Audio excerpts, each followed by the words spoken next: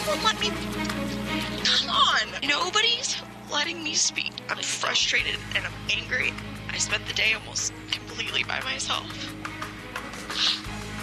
With my head under the covers. I was completely and utterly miserable. My entire life has been taken from me. Everything has been taken from me. I'm Mike Brooks in for Nancy Grace. Straight out to Pat Brown, criminal profile and author of Killing for Sport. Pat, you know, this whole thing with Dominic Casey and Hoover, possibly knowing that that Casey was already dead, which, you know what, I don't think, what is your opinion? I want to hear what you think. Well, you know, it's interesting when you hear about all these tips coming into the police, coming into tip lines, coming into the private investigators. It's overwhelming, both to the police and the private investigators and to us. So the difficulty is to try to separate everything out from all the junk and find out what was something valid. And even with the private investigators, the question is, did they get a valid tip? Were they guessing?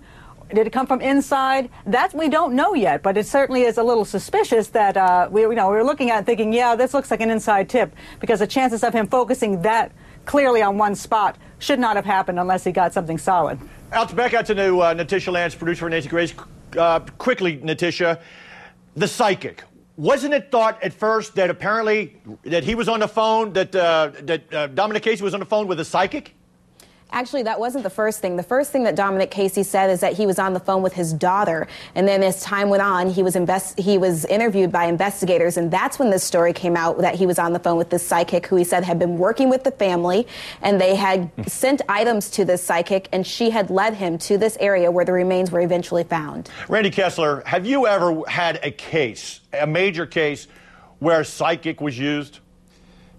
Absolutely not. But you know what? Anybody out there, you can go pay a psychic, whatever you want, and they will tell you just about whatever you want, because that's their job, is to give you answers. People that go to psychics have looked everywhere else for answers. So, you know, we get desperate, we get hopeful, and I wouldn't be shocked if Dominic Casey really did talk to a psychic. Maybe that, you know, was his last chance, and he believed in it. You know, as a former investigator, I've worked many cases, had a lot of calls from psychics, and I was just down at the University of Virginia at the Critical Incident Analysis Group with some of my former FBI colleagues, and we were talking about psychics, and every one of them thinks that use of a psychic in a major case is just hocus pocus BS, if you will. I don't agree with them. You know, Pat, don't you agree with me? Yeah, I hate psychics involved in police cases. It drives me absolutely insane. A lot of them do guess. Some of them even go to the scene and they look around, and then they call the police and say they know something, but they don't know anything. Yes, right. They're dangerous to the case. Right. Now, one killed psychic recently with the dog, and they said, oh, the dog got excited. No, the dog got sick.